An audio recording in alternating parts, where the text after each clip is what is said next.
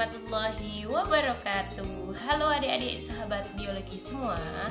Apa kabar? Semoga tetap dalam keadaan sehat walafiat ya. Amin ya robbal alamin. Sebelum memulai pelajaran kali ini, alangkah baiknya kita baca basmalah bersama-sama. Bismillahirrahmanirrahim. Nah, sebelumnya silakan adik-adik mengisi presensi dengan menuliskan nama lengkap dan nomor absen di kolom komentar video ini ya.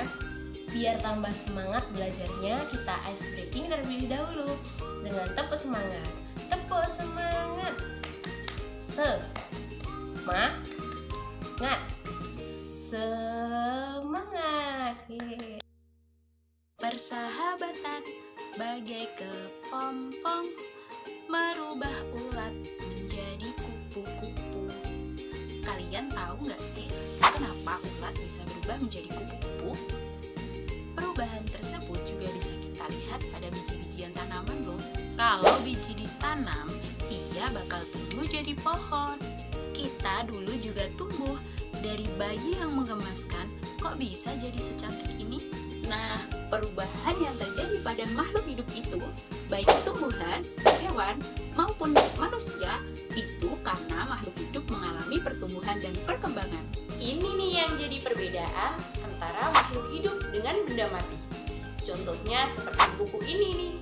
Dari pertama dibuat, ya udah segede itu aja, gak mungkin jadi tambah lebih besar dengan sendirinya. Lalu, apa sih artinya pertumbuhan dan perkembangan itu? Yuk kita bahas. Baju ini kok sekarang jadi sempit ya? Padahal 5 tahun yang lalu baju ini masih gombrong loh. Ini artinya aku tumbuh atau aku mengalami pertumbuhan.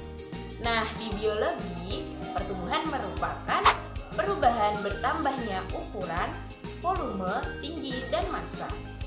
Dibanding 5 tahun yang lalu, sekarang badan aku jadi tambah tinggi, besar, dan berat badanku juga naik. Makanya nih, baju ini sekarang jadi makin sempit. Lalu, apa sih yang terjadi pada makhluk hidup waktu mengalami pertumbuhan? Waktu makhluk hidup itu tumbuh, sel-sel di tubuhnya jadi semakin banyak.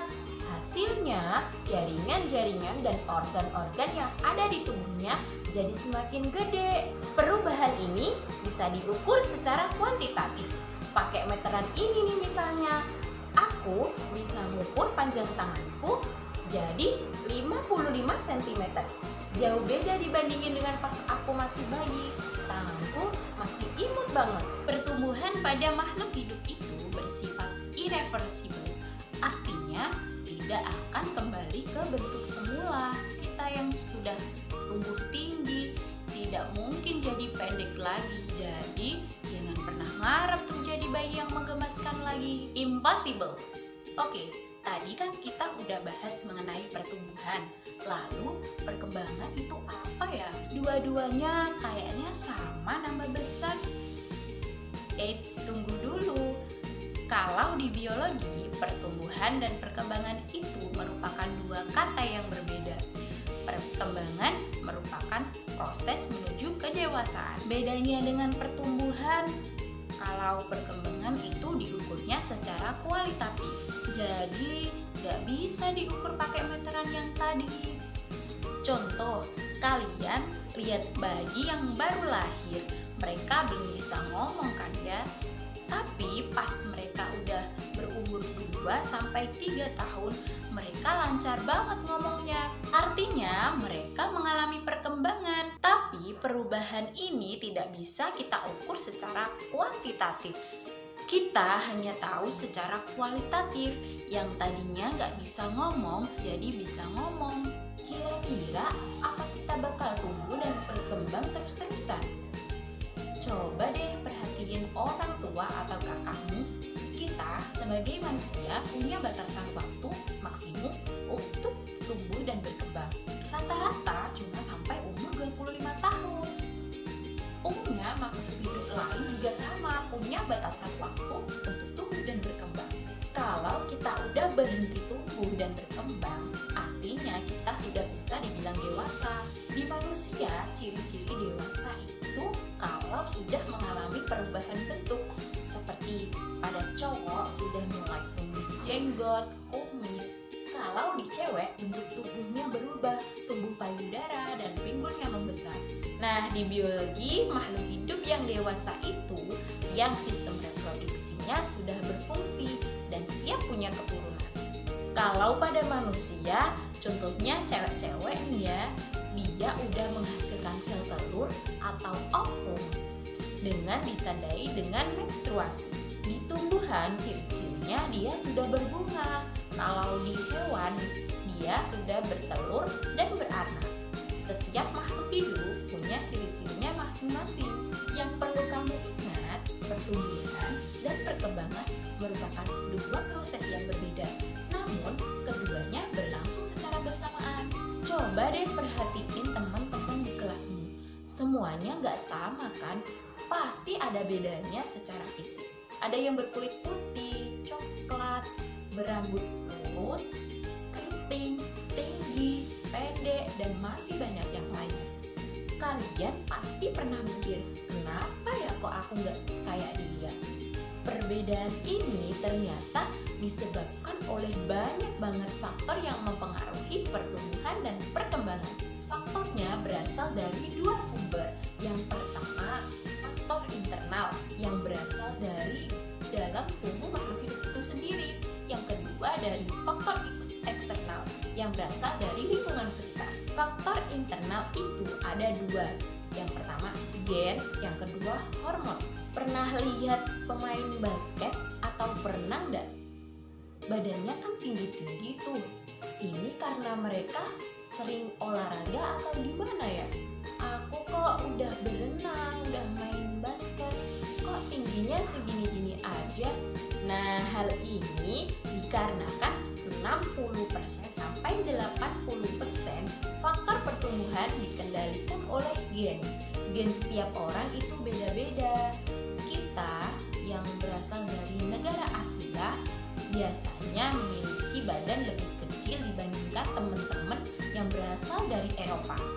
Karena ya emang gennya aja yang berbeda. Faktor internal yang kedua ada hormon. Pas waktu kita masih dalam masa pertumbuhan ada yang namanya HGH atau Human Growth Hormone. Hormon ini yang merangsang pertumbuhan fisik kamu dan jumlahnya harus pas. Kalau terlalu sedikit, pertumbuhannya akan terhambat dan orangnya jadi kerdil. Dan kalau terlalu banyak, pertumbuhannya jadi lebay, orangnya jadi raksasa. Bahasa kerennya gigantisme. Walaupun sebagian besar pertumbuhan dan perkembangan dipengaruhi oleh gen dan hormon, pertumbuhan dan perkembangan juga dipengaruhi oleh faktor eksternal, yaitu lingkungan.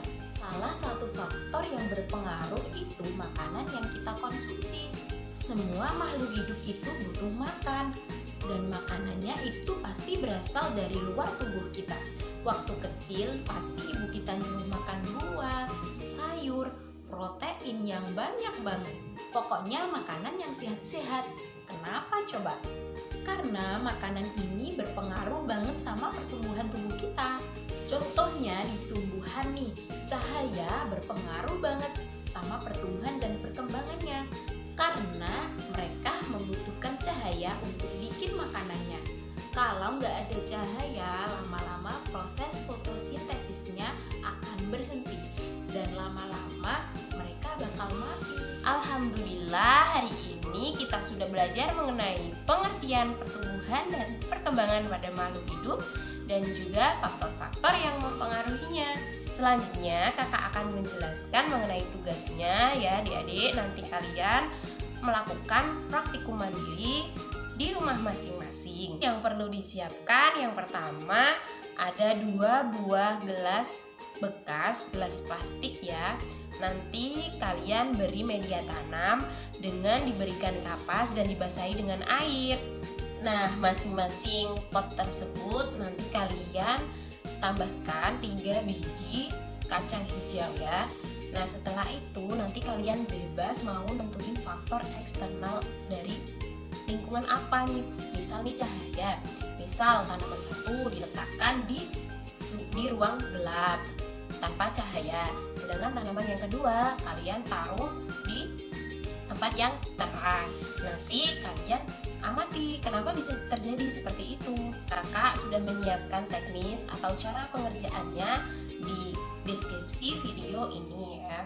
Jika nanti mendapatkan kesusahan atau masih bingung, bisa tanya di WhatsApp grup ya adik-adik semua. Sekian dulu pembelajaran pada kali ini. Semoga bermanfaat bagi kita semua. Tetap jaga kesehatan. Kita akhiri pembelajaran kali ini dengan bacaan hamdalah bersama-sama. Alhamdulillahirabbil alamin. Sekian dari kakak. Wassalamualaikum warahmatullahi wabarakatuh.